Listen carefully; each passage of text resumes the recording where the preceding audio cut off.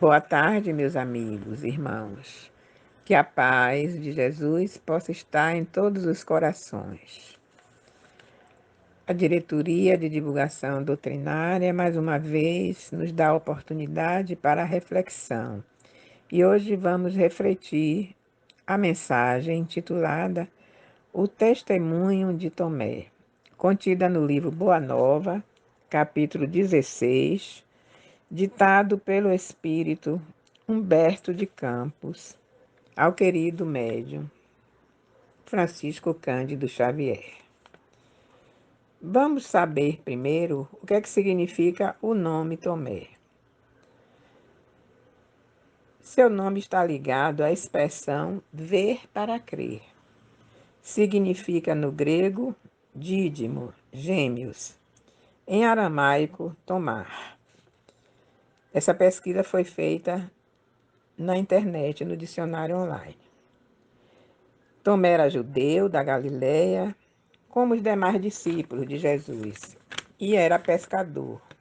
Homem simples, incrédulo, com dificuldades para entender as mensagens de Jesus. Foi um dos 12 discípulos conhecido negativamente como homem sem fé, porque era questionador, espírito crítico, racional, suspeitoso e exigente, mas amava Jesus a seu modo. Quando se fala em Tomé, logo nos lembramos da sua incredulidade. Isso ocorre pelo que foi narrado pelo evangelista João no capítulo 20, versículo 5, onde ele descreve Tomé duvidando dos outros apóstolos quando da aparição de Jesus após a crucificação. E o evangelista João diz também que Tomé é um aprendiz desconfiado. Mas será que ele não possuía nenhuma qualidade? Vamos ver então o mundo romano na época de Tomé. Roma cobrava altas taxas de impostos, tinha muita brutalidade, humilhação dos cidadãos, a dominação era absoluta do poder. Usavam como instrumento de intimidação a crucificação. Os judeus eram muito insultados. A brutalidade de Roma era parte da vida diária no tempo de Jesus. A terra cada vez mais se concentrava nas mãos de poucos, que dominavam a todos. A maior parte da população vivia na pobreza, desnutrida, alimentando-se de gramíneas e raízes. E aí eu pergunto, como viver em um mundo assim, materialista, com tantas dificuldades, e confiar nos homens daquele tempo? Tomé, como a maioria dos discípulos escolhidos por Jesus, não entendia a missão do Mestre e pensava que Jesus deveria buscar apoio nos homens poderosos daquela época, para que a divulgação dos seus ensinos não fosse proibida e perseguida pelos poderosos romanos. Mas a missão divina de Jesus possuía outro poder, o de abrir as consciências para a construção do reino de Deus em si mesmas. Se pesquisarmos os evangelhos, vamos observar as dificuldades vivenciadas por todos aqueles que seguiram o Cristo. Os testemunhos de fé, as sanções sofridas, culminando até em mortes. Jesus sempre procurou esclarecer os homens daquela época, utilizando-se de exemplos dos comportamentos observados nos poderosos romanos. Mas não foi entendido e terminou crucificado. Na mensagem O Testemunho de Tomé, conta o evangelista Marcos que, voltando Jesus de uma de suas excursões, se encaminhou para o território de Dalmanuta, onde vários fariseus se puseram a discutir com ele para experimentá-lo. O mestre, com sua sabedoria divina, percebeu o que eles desejavam Era frequente buscarem o Messias com a preocupação exclusiva do maravilhoso. Alguns exigiam até milagres. Diziam sempre: Jesus não afirma ser o Filho de Deus, não expulsa espíritos malignos, não cura paralíticos e leprosos. Esses fariseus desejavam crer nos novos ensinamentos trazidos pelo Mestre, mas dentro das suas normas velhas do Testamento, baseadas no egoísmo humano e que reclamavam prévias compensações do sobrenatural para dar apoio às ideias do Mestre. Atualmente, como estamos nós aplicando esses ensinamentos de Jesus? Diante de tantos esclarecimentos recebidos do Espiritismo, trazidos pelo codificador Allan Kardec, como estamos agindo no mundo? Esperamos que aconteçam milagres para resolver as nossas dificuldades, os nossos problemas? Ou já entendemos que não existem milagres, que tudo que nos acontece é consequência de nossas escolhas? Acreditamos que existem as leis divinas que estão inscritas em nossas consciências para estabelecer a nossa relação com Deus, com o próximo e conosco mesmo? Que não seremos julgados nem condenados por nenhum tribunal a não ser o da nossa própria consciência?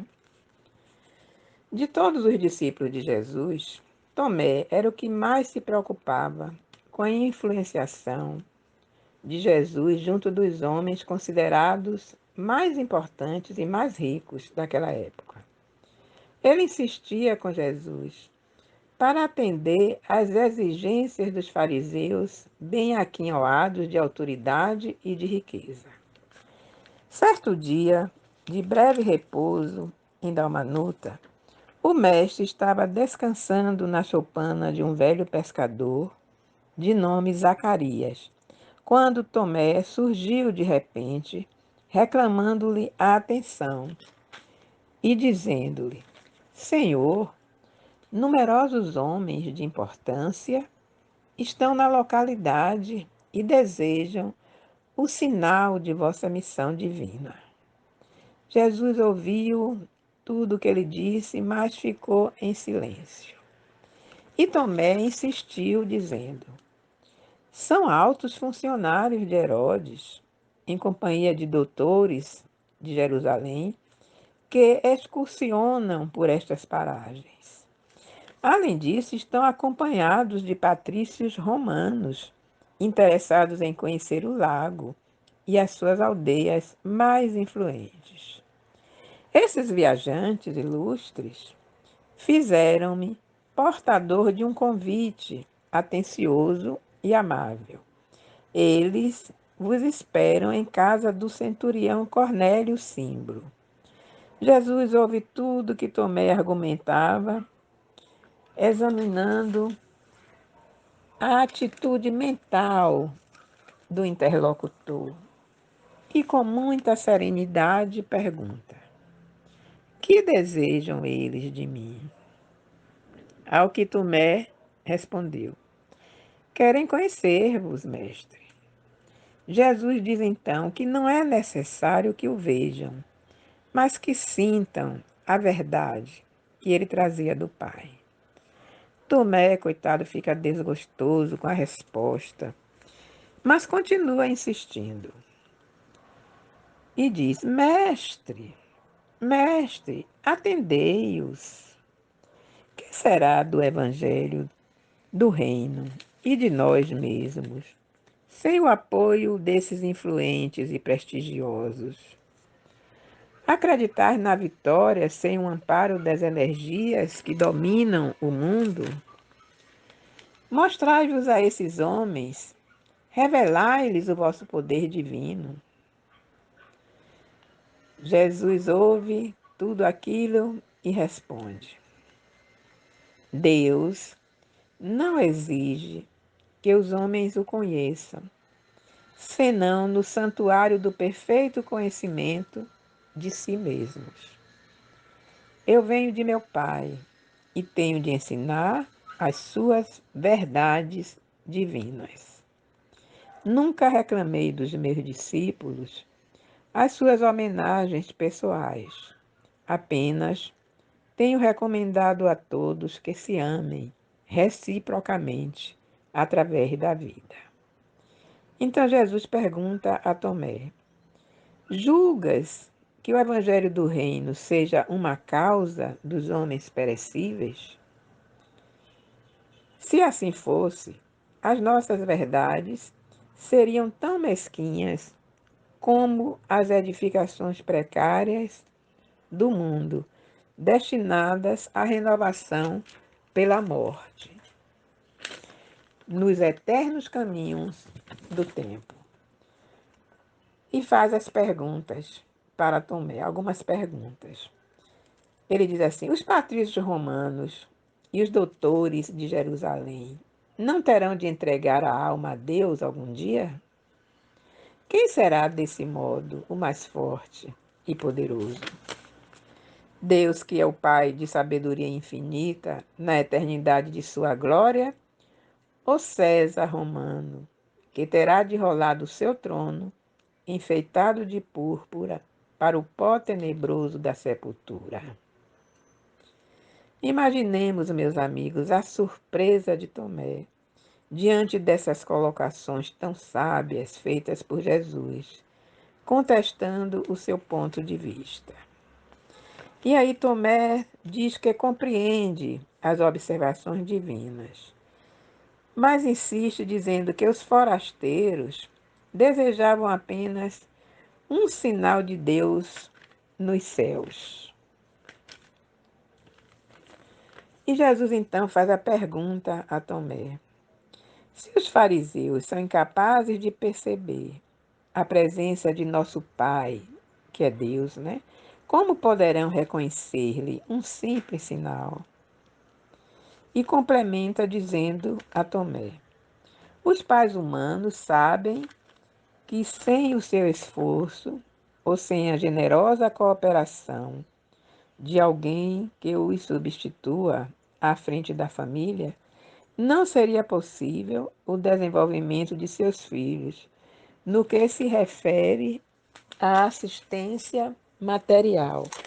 Contudo, os homens do mundo encontram a casa edificada da natureza com a exatidão de suas leis e timbram sempre em negar a providência divina.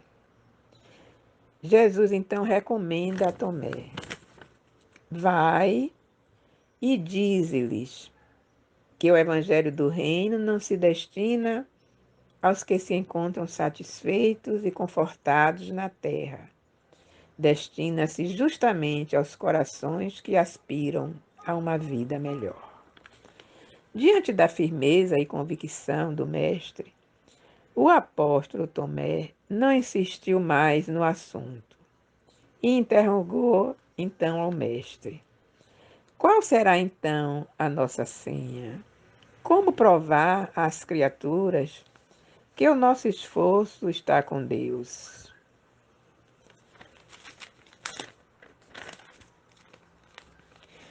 Jesus então diz para Tomé, e tudo o que ele fala serve também para nós, para nosso aprendizado. Olha só quanta sabedoria. Uma só lágrima que console e esclareça um coração atormentado vale mais do que um sinal imenso no céu, destinado tão somente a impressionar os miseráveis sentidos da criatura. A nossa senha, Tomé, é a nossa própria exemplificação, na humildade e no trabalho. Quando quiseres esclarecer o espírito de alguém, nunca lhe mostres que sabes alguma coisa. Sofre, porém, com as suas dores e colherás o resultado. A redenção, consiste em amar intensamente. Se te interessas por um amigo, suportas os teus infortúnios e imperfeições. Anda em sua companhia nos dias amargos e dolorosos.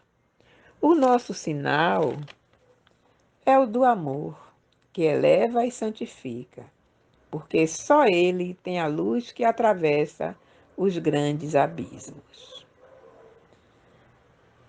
E continua Jesus recomendando para Tomé: vai e não descreias, porque não triunfaremos no mundo somente pelo que fizemos, mas também pelo que deixarmos de fazer no âmbito das suas falsas grandezas. E nós, amigos, como entendemos essas colocações de Jesus?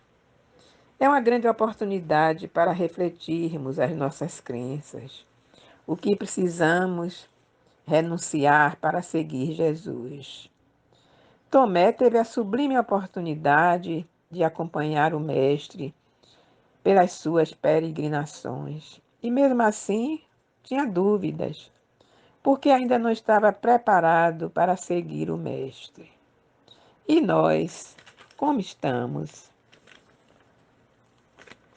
Tomé conseguia escapar dessas pequeninas indecisões em matéria de fé, algumas vezes, mas não podia excluir da sua imaginação o desejo de uma vitória ampla e fácil do Evangelho pela renovação imediata do mundo. Como ele pensava diferente do Mestre, né? Perceberam como os nossos pontos de vista interferem no entendimento dos novos conceitos trazidos pelo Mestre Jesus e explicados por Allan Kardec através da doutrina dos Espíritos? Por não entender a divina missão do Mestre, Tomé achava que o Evangelho seria mais rapidamente divulgado pela renovação imediata do mundo. Coitado, né? E assim o tempo foi passando e aconteceu a prisão do Mestre. Todos os discípulos se afastaram amedrontados, com exceção do apóstolo João, que se conservou junto a Maria, mãe de Jesus. Tomé também não resistiu às grandes vacilações do triste momento e fugiu. Depois, com o coração cheio de remorso, retornou, porque queria contemplar o Mestre, ouvir uma palavra de seus lábios divinos pela última vez. E o que é que fez Tomé para isso?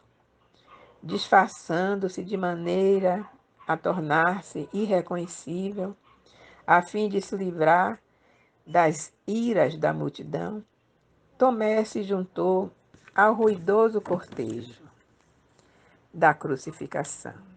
Seu coração batia acelerado. Rompeu a massa popular e aproximou-se de Jesus, que caminhava sob a cruz a passos vacilantes, seguido de perto pelos soldados que o protegiam contra os ataques da plebe. Como se sentiu Tomé? Grande angústia lhe dilacerava as fibras mais delicadas da alma. Seguiu até que o madeiro foi erguido, exibindo o sentenciado sob os raios do sol claro no topo de uma colina, apresentando um triste espetáculo para o mundo. Tomé então contemplou fixamente o Mestre e notou que o espírito se lhe mantinha firme. Sua fisionomia serena, não obstante o martírio daquela hora, não refletia senão o amor profundo que ele conhecera nos dias mais lindos e mais tranquilos. Seus pés estavam ensanguentados, suas mãos generosas e acariciadoras eram duas rosas vermelhas gotejando sangue suplício. Sua fronte, em que se haviam abrigado os pensamentos mais puros do mundo, se mostravam aureoladas de espinhos. Vamos ver a reação de Tomé.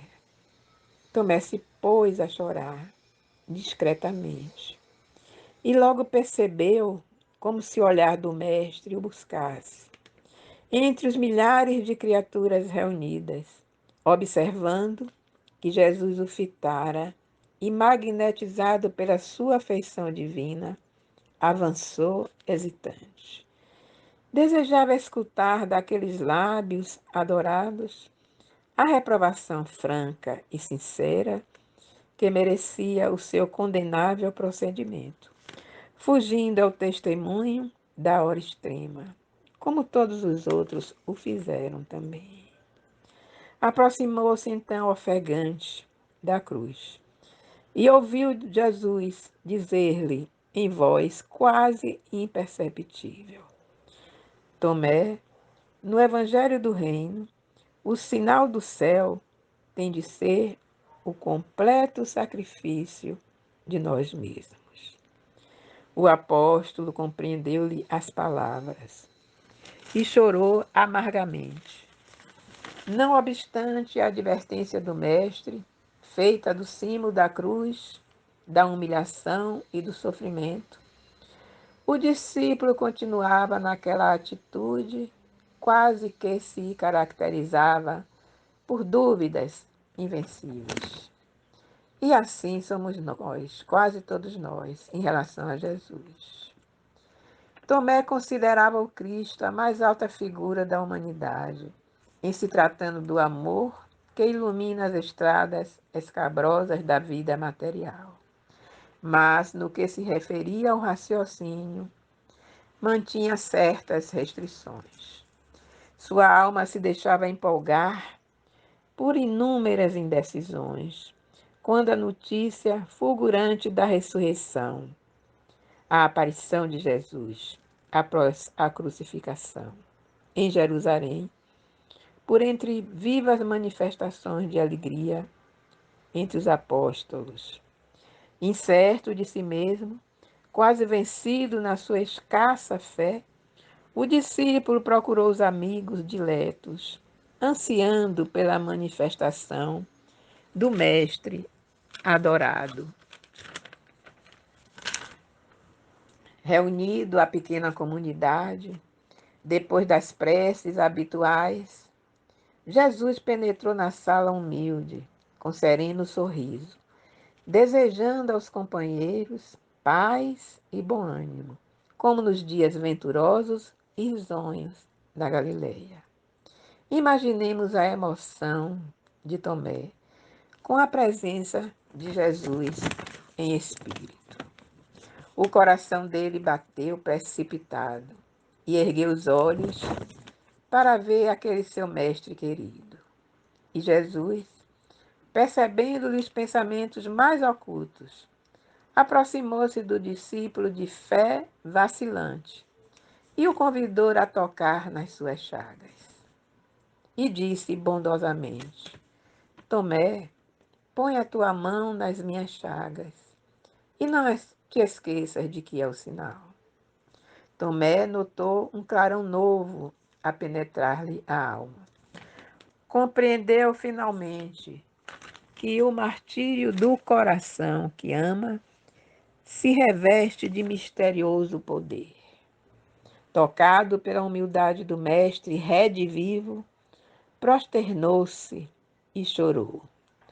Suas lágrimas eram de ventura e lhe proporcionavam ao espírito um júbilo para cujo preço todos os tronos da terra eram pequeninos e pobres. Sua alma acabava de vencer uma grande batalha. O coração triunfara do cérebro, o sentimento lhe acrisolara a fé. Diante dessas narrativas tão ricas de ensinamentos e reflexões, relembramos o que disse Jesus. Bem-aventurados os que não viram e creram. E assim, concluindo as nossas reflexões, podemos dizer que cada um de nós já teve a mesma atitude de Tomé em alguns momentos da vida. Tomé negou-se a acreditar na aparição do Mestre, por não ter a certeza da imortalidade.